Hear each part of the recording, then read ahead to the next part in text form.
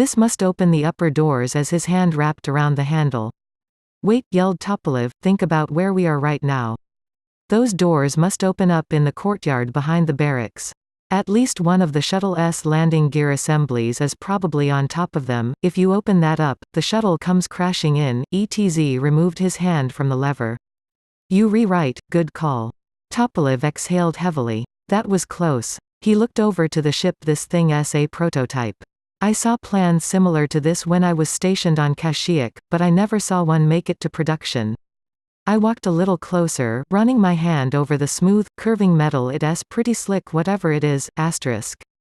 As he walked behind his men up the narrow stairs from the marketplace toward the crowded streets above.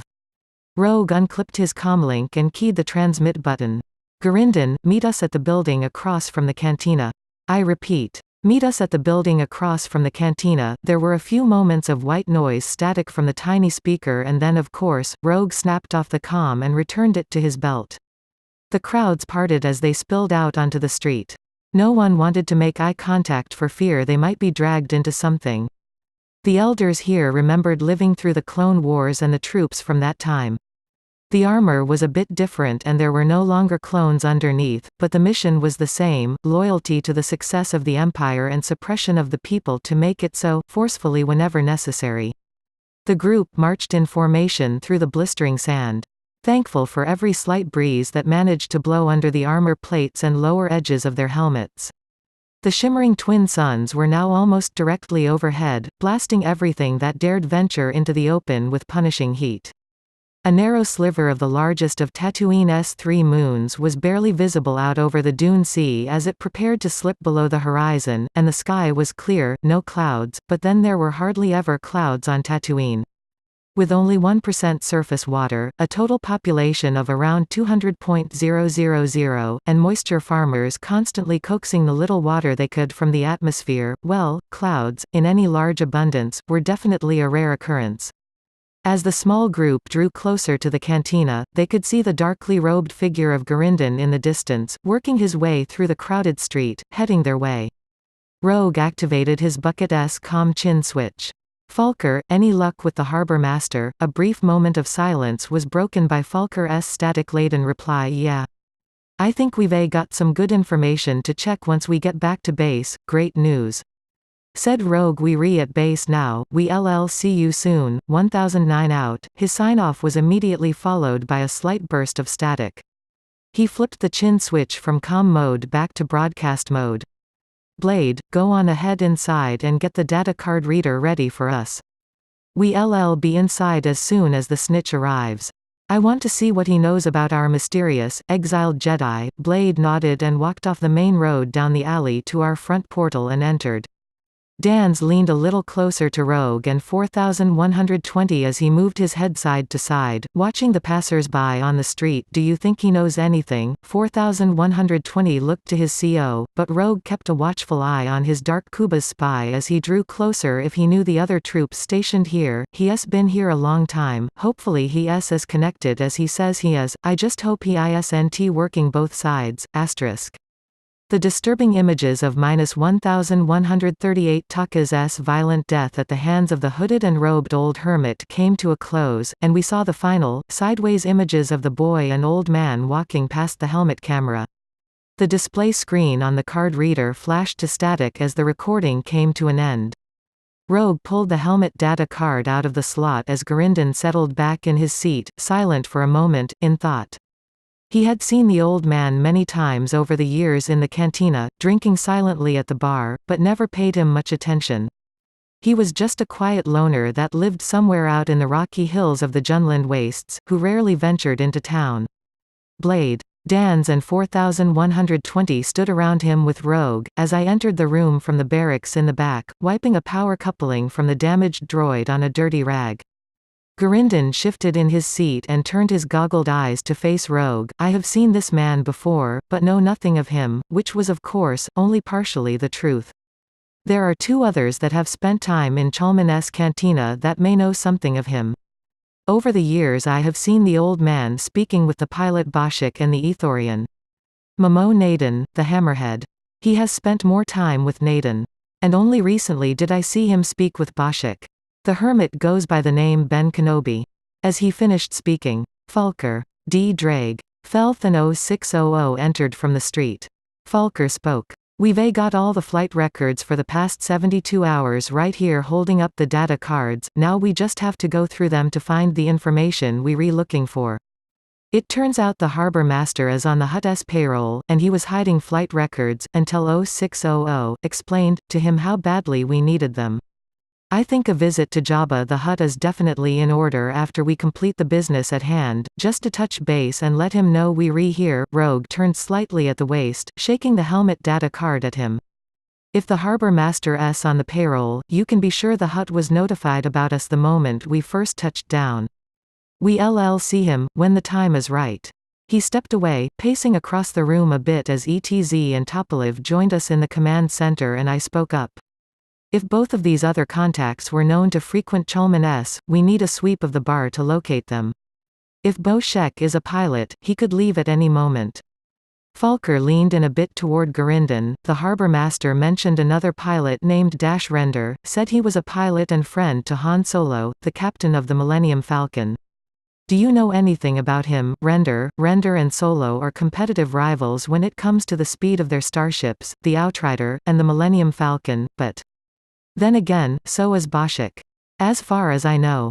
Render and Solo are friends, but Boshek has been boasting recently that he beat Solo's time on the Kessel Run, which he did, but he did it with no cargo loaded on board his ship. Infinity, Solo wasn't happy about the grand claims and quickly set Boshek straight as to the rules of the game. They all freelance spacers, and have flown for Jabba the Hutt over the years. Boshek has also flown for the B. Omar monks on occasion. Render has been in town for about a week, but raised ship just before Solo did. I am not sure where he was headed, but I do know he had a recent meeting with the Hutt. The records we just got our hands on should give us more information about that, said 0600, and he grabbed the cards from Falker. He motioned for Gurinden to get up, and the Kuba's spy complied. Rogue spoke to us as his friend sat down. Deckard, take ETZ. Topaliv. Falker and D. Drake over to the cantina, see if our targets are in there. If not, find out more about where we can find Boshek and Mamo Naden. 0600 sat down at the reader and inserted the first card to begin poring through the records in search of something that might help. 0600, let 1265 take over that reader and do the searching, I want you to come with me. Dans, 4120.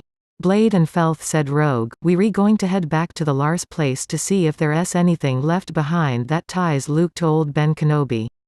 If we don't find anything there, we'll head back to Tosh Station in Anchorhead and press Fixer and his friends for more information. Let us move, people, it's already almost midday. We all moved to the bunkroom to gear up as Gurinden moved toward the door. Rogue followed, stopping at the doorway. We need everything we can find on this Ben Kenobi, and his involvement with Luke. Owen Lars' nephew. Time is of the essence, Lord Vader will have questions about them both very soon, we need to have answers ready. Keep in touch, and let me know what you uncover. Gurinden nodded his large head and beak and disappeared outside, heading toward the main street. Rogue grabbed his pack and pulled it on, closely watching the dark-robed spy disappear into the crowds. My team, let us go. Everyone in the shuttle out back, 4120, you reflying, *****. Chapter 12 Sifting for Clues. A murky fog hung heavy over the still waters below, as the Outrider coasted silently along on repulsors, scanning the waters along the edge of the enormous lake on Dathomir. There were pieces of debris half submerged here in the shallows, from battles long over. The wreckage of several snubships of various origin could be seen just below the glassy surface, and the still, silent head of an all-terrain armored transport broke the surface, thrust upward like a metallic beast struggling for air, forever frozen in time. Render had heard of the savage battles here, and from the widespread abundance of twisted remnants, he could tell it was one that raged for some time. As the fog thinned under the heat of the emerging sun, the faint outline of a huge sail barge was visible in the distance. He maneuvered his ship over to it, silently sliding past, taking note of its excellent condition. Very little, if any, damage was visible from the outside. Either her crew had been killed, or it had been accidentally set adrift during the battle. regardless of how she came to be here in this ship graveyard. Render knew he could sell her easily on the open market. The retractable awnings and masts on the upper decks would have to be stowed in a swept-back position for transporting, he thought as his brain raced with the possibilities. He tried desperately to think of someone that owed him a favor, someone with a transport large enough to contain her. There was a filthy rich Hutt crime lord back on Tatooine that would pay generously for such a high-profile display of wealth, possibly even generously enough for him to finally purchase a second ship. As he contemplated going on board to look for salvageable cargo, his scanner began blipping, reminding him of the current reason he was here. There was a gathering of large life forms just ahead on the shore of the lake. The outrider silently pulled away from the barge as Render keyed the position into his nav computer. He would be back. As for this current trip, if all went well with the capture, he would be on his way back to Tatooine soon, with his quarry. A high-pitched chorus of cries rose from the shoreline. The gathering of beasts had made a kill and was fighting over the steaming carcass. Render cinched his chest armor down tightly, checked his holstered blaster, and energized the powerful stun rifle leaning against his instrument panel. He had to capture a young one, and it had to be alive. *****. I later came to discover that this inner-city portion of Mos Eisley was known as Pirate City. This area surrounding the spaceport had earned the nickname by playing host to pirates, smugglers, ships and guns for hire and those who sought out their less than reputable services. And as relaxed as the patrons of Chalmun's Cantina were, they definitely sat up and took notice a bit when 5 Sandtroopers entered and spilled down the steps into the noise and smoke of the cool, murky chamber. The pulsing beat of the music slowed a bit, but quickly recovered as Dan and the Nodes kept the music playing, watching us slip in amongst the crowd. D-Drag stood by the droid detector, covering the front door. I worked my way quickly around to the back of the room to cover the rear exit, and ETZ stepped up to the bar to ask Wooer about our 2 marks. Topoliv and Falker stepped into the thick of the crowd, watching the faces of those around them as Wooer spoke to ETZ. The hammerhead, Naden, was easily found, seated in the corner booth, sipping on a drink, and they moved in closer to his table, watching him. ETZ moved away from the bar, and as he made his way past Falker and Topoliv, he indicated a human in a flight suit seated at a card game near the back of the room. The 3 of them moved toward me. ETZ motioned to his eye lenses and then to Naden for D-Drag to keep an eye on the Ethorian. Falker stepped up to the game table. Boshik, the dark-haired human, looked up from his cards, the smoke from his cigar drifting about his head. ETZ and Topoliv flanked Falker as the Rodian and the 2 other humans at the table laid down their cards, grabbed their credits and left Boshik alone with us. The remaining human exhaled deeply, slowly laid his cards down and grabbed the thick cigar near his lips, pulling it away from his mouth. He spit out a small bit of the leafy cigar. "Look. I've been over this and over this, the ship has been re-registered in my name, there's no reason to think," Falker cut him off. "This isn't about your ship. We need answers about someone you know, and we need them now. We can discuss your business here, or you can come with us outside for a little more privacy." The pilot nodded slowly, looking around. "Okay, let us step outside then, I'll need to work after this is over." I saw ETZ. Falker and Topoliv stepped back as Boshik stood up from the table. He gathered his credits and surrendered his thigh-holstered blaster to Falker as the 4 walked past me out the front door. I stepped over closer to D-Drag to move on Naden. D-Drag positioned himself to one side of the booth, I stepped up to the other. "Momo Naden?" I asked. The tired eyes atop the twin eye stalks blinked twice as he looked up from his drink and fixed his sight on us. "Yes," came the stereo response from his dual mouths. D-Drag continued, "We need information about someone you have known over the years." The aging Ethorian sat upright, speaking slowly with calculated clarity. "Oh, I do hope this person hasn't gone and done something foolish. Who is it you are inquiring about?" I looked over at D-Drag and then responded, "We need to know about Ben Kenobi, the hermit that lives in the hills, out in the wastes." Momo Naden stiffened slightly. Kenobi had warned him that this day would come, that it was just a matter of time. The Ethorian had seen his friend looking for passage off-world with the young boy. Luke. Ben had told him, "When and if I leave the planet, it will be with the boy." Once I am gone, should anyone come asking about me, save yourself and tell them anything they want to know.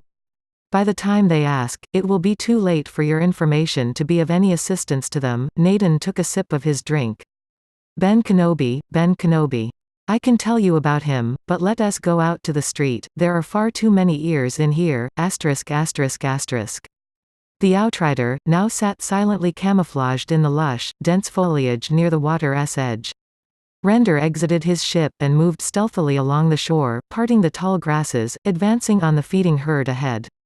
There were approximately 9 of the beasts, with the largest of the males and females ripping the kill to pieces.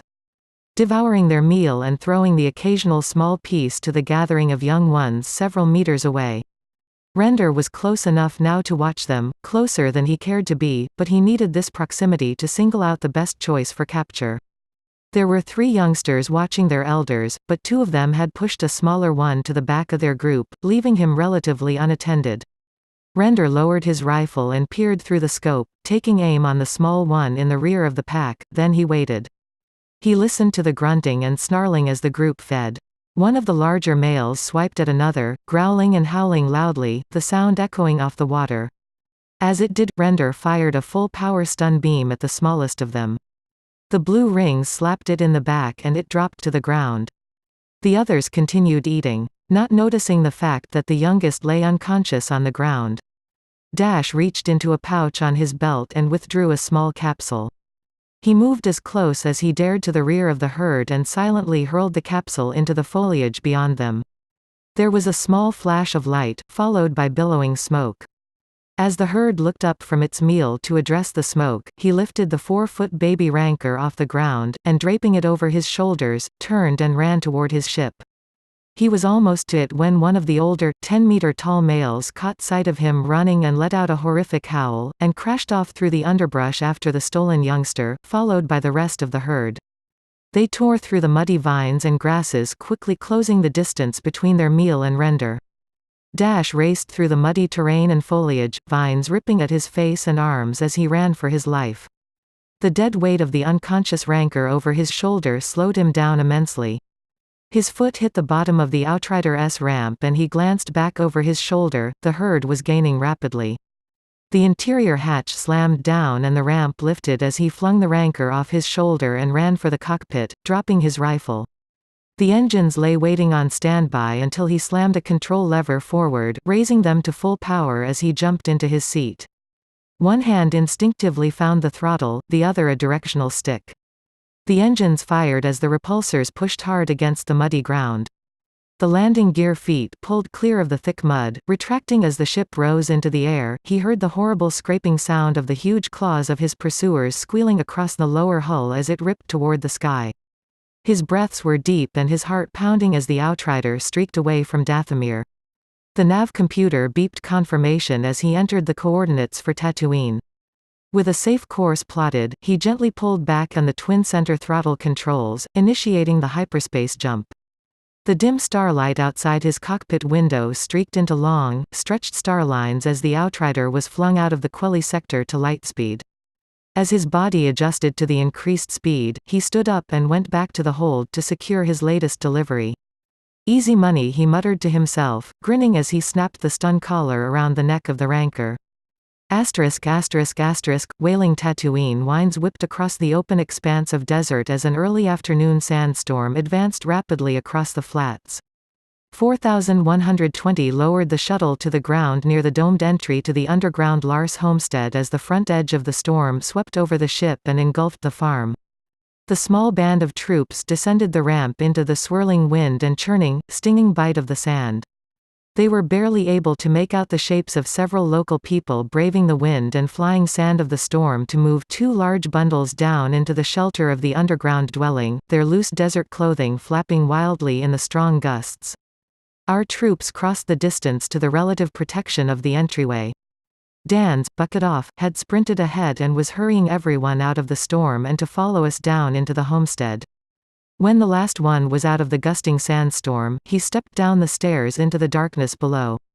The stone steps had been placed by hand when the dwelling was built, sharp edges had worn smooth over the years, and there was now a slight depression in the center of each stone of the heavily traveled corridor. Felth led the small band, emptying out into a small alcove at the base of the steps. The thermal imaging in their helmets had activated in the dim light. The others they had seen had gone ahead a bit and were waiting in the corridor ahead. 0600. Rogue. 4120 and Blade followed Felth into the corridor with Dans bringing up the rear. Felth had his E11 drawn and leveled at the others in the corridor as Rogue stepped forward. What's your business here? The man in the front of the group pulled his goggles up into his dark hair. I might ask you the same. I am Huff Darklighter. I own several neighboring farms that share borders with this one. Several of my farmhands were out repairing vaporator units yesterday and reported seeing smoke over this way. They rode over in their speeder to check things out and made a gruesome discovery. The owners, Owen and Beru Lars, had been savagely murdered, and the farm had been left in ruins, burning. I just heard about it this morning when I returned from a business trip in Mos Espa. The second man in the group stepped up, removing his goggles. He was younger, also with dark hair. I am betting you did this. The timing fits perfectly with when we were questioned at the power station, indicating the others behind him. The young woman next to him now raised her goggles and pulled his arm, holding him back. Fixer, Don T, we were here, said Rogue, and we spoke to the Lars about the same missing droid you were questioned about. Owen said he had sent the 2 droids he'd just bought to Mos Espa for refurbishing and memory wipes. It was when we started asking about their nephew, Luke, that they both became defensive. Mrs. Lars, Beru, held us at bay with a thermal detonator, and inadvertently vaporized herself and Owen when she dropped it. It was only partly the truth, but the gist of the chain of events was accurate. The younger man edged forward, held back again by Kami. You expect us to buy that? Rogue turned to him. Moving closer. I don't care if you buy it or not. I don't answer to you, and I certainly don't owe you any explanation beyond that where sensitive Imperial business is concerned. Got it? Fixer stared back as another young voice spoke up behind Kamisa. Where's Wormy? Rogue leaned his head to one side to see past Fixer. You mean Luke? Yeah, no one's seen him since a couple of days ago when he came blasting into the station bragging about seeing a battle beyond the atmosphere, said Windy, realizing that Luke had been right. Yeah, echoed Deke, that's actually why we here, said Rogue. We looking for more information about Luke and the Hermit of the Wastes, Ben Kenobi. All faces went blank as a silence fell over the group. Then Deke spoke up. I knew that old freak would crack up one day and do something like this. Huff Darklighter rolled his eyes. You don't know that he, but Deke continued. I overheard my parents talking to the Lars about him once. He came here several times over the years, asking about Luke, bringing him gifts. How creepy is that? Owen didn't like him much, and finally ordered him to stay away from the farm and Luke. Beru seemed to always feel sorry for him. The wind howled outside, spraying sand down the steps behind them. 4120 stepped up a bit closer. What have you got there in your bundles? Nodding toward the darkness of the floor. Huff leaned closer. That's what's left of Owen and Beru. We were about to bury them when the sandstorm kicked up. We'll finish when it passes. These small storms don't last long, not like the teeth of Tatooine. All the troopers turned to the older moisture farmer. The teeth of Tatooine? Asked Dans. Darklighter nodded. That's right. There are several deserts that make up the Dune Sea. Most of Tatooine is uninhabited by humans, only Sandpeople and some Jawas venture much beyond the edges of the settlements outside Anchorhead. Mos Espa and Mos Eisley. Not far out from here in the Dune Sea is a transitional area where 2 of these deserts meet. One is on a higher plateau than the other, and when the afternoon comes, the changing temperatures and air pressures cause the cooling air of the higher desert to shift and rush down into the lower plateau in a blinding daily sandstorm that hurls sharp rock shards along the sloping region, shredding anything left out in the open, hence the name. The teeth of Tatooine. 0600 tapped Rogue on the shoulder. We should get started with why we came, to see if we can find anything left behind that might help. The tech dome and the power generator are total losses. The oils and fuels out there made for a pretty intense fire, but the hydroponic growing rooms down below us, and the living quarters may still be somewhat intact. Rogue nodded in agreement, motioning for the others to follow. You civilians wait here. When the storm passes, bury your dead and be on your way. This homestead is part of our investigation and off-limits until further notice, as he eyed Fixer off-limits and headed off down the hallway. The others followed him down the hall until he stopped and turned around. We're going to need to dig in from here, gesturing to a collapsed portion of the tunnel. Luckily, 0600 and I have a bit of experience with that. He pulled off his bucket, grinning. Right. He turned and began clearing out some of the larger stone pieces, shoving them back to be moved out of the way. It looks like just pieces of the tunnel frame casing. The sand here is packed almost as tight as rock. 0600 pulled off his bucket and set to work as the others did the same and moved in to help. The slow-moving Ethorian moved a few feet further into the alley, off the main street and away from anyone who might have wanted to overhear.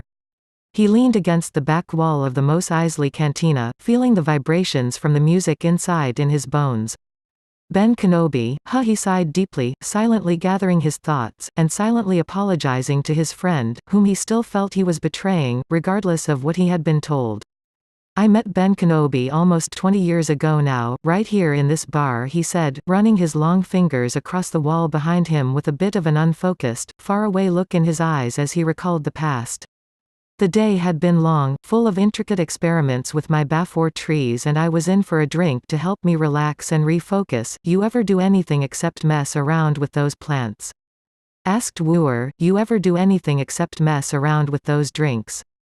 Replied Naden, sardonically, tipping up his glass. Wooer snorted, touch, but mark my words, one day I'll find the perfect blend, that perfect drink that Jabba 1T be able to resist, and he'll bring me out to work at the palace as his personal bartender. I am a young man. I've got time to figure out what he likes, and when I do, I'll be out of this place. What's so interesting about those plants anyway? He said as he continued mixing and concocting the next drink. Naden tasted his own drink as he formulated his response. These trees are special, they are aware, they have a living awareness, not just a shadow in the Force, but a presence in it all their own. Wooer laughed. You a mystic too, or a Jedi? I could use the money I'd earn by turning you in, he laughed. Naden laughed as well. No, my friend. I am hardly Jedi material, although I have had no problems feeling the Force, sometimes stronger than others. Naden didn't notice the cloaked young man further down the bar taking a sudden interest in their conversation. The music streamed across the open room and smoke hung thick in the air tonight. Wooer was busy keeping up with the drink orders for the heavy crowd. I paid a pretty credit for each of my trees, and have been experimenting with their Force presence and the effects of a salamiri on them and the Force around them. Wooer had stopped mixing the drink and was staring blankly with a dense expression on his face. The conversation had definitely taken a turn, moving it far above his comprehension level. Naden smiled a small smile. It's not terribly important work, but it keeps me interested, busy, and out of trouble. He raised his cup and downed the last of his liquid intoxicant. Thank you for the drink, but I must be on my way, as he stood up from the bar. Wooer absently waved once with a free hand. He was mixing yet another new drink, another step on his quest. As the Ethorian ascended the steps to the front door, the cloaked patron further down the bar lay several credits down, threw back the rest of his drink and made his way toward the door as the dark-goggled Kubas at the table in front of the band turned to watch him go. Naden was on the darkened, empty street making his way toward his speeder when a second, human bar patron stepped out into the cool evening air. As the Ethorian climbed into the speeder, the human drew nearer. Excuse me. I cool DNT help but overhear about your interest in Bafor trees and a salamiri. Naden turned his head round trying to make out the face of the cloaked figure in the pale moonlight. The human sensed his uneasiness and reached up, pulling back his hood, revealing a gentle face. Hello there. Don't be afraid. I mean you no harm, I swear. I am interested in your discussion with our bartender friend. It's been a while since I've been in the presence of a Bafor tree, and was curious about your findings.